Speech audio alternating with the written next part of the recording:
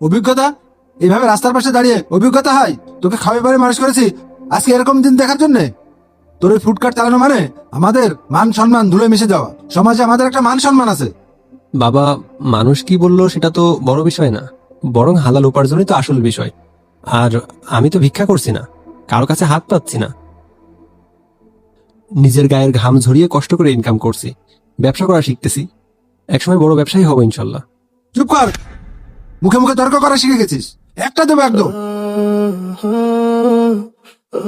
শোন, আমার বাড়ি থাকতে হলে ওই রাস্তার ধারে খাবার বিক্রি করা চলবে না। যদি আমার বাড়ি থাকতে চাস তাহলে কালকে আমি ওই ফুডকার্ট বন্ধ দেখতে চাই। বাবা, আমি পারবো না।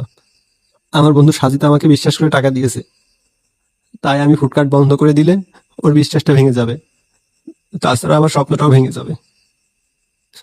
আমি পারবো না বাবা। তুই যদি বন্ধুর টাকা আর রাস্তার ফুডকার্টকে এত ভালোবাসিস তাহলে সেখানে যা, বেরিয়ে যা আমার বাড়ি থেকে। বাবা, তুমি আমাকে বাড়ি থেকে বের করে দিচ্ছ? তুই যদি রাস্তার ফুডকার্ট বন্ধ না করিস তাহলে এ বাড়িতে তোর কোনো জায়গা নেই। বেরিয়ে যা বাড়ি থেকে।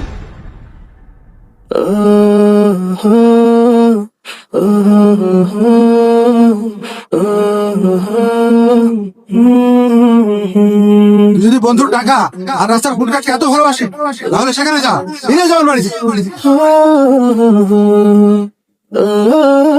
ব্যবসার ভবিষ্যৎ আছে।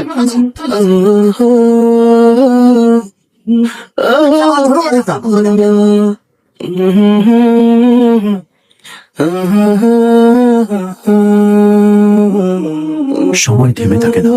বাড়ি থেকে বেরিয়ে যাওয়ার পর শিহাব হার মানেনি। সে ঠিক করেছিল বাবার অপমানের জবাব হবে সফলতা। 2 বছর কেটে গেছে। ছোট্ট সেই ফুডকার্ট এখন শহরের অন্যতম জনপ্রিয় রেস্টুরেন্ট বৈকাল ক্যাফে। রুবায়াত স্যার, বস আপনাকে ডাকছে। ওকে, আমি আসছি। তুমি 3 নম্বর টেবিলে ডিশটা সার্ভ করো। ওকে ওকে স্যার।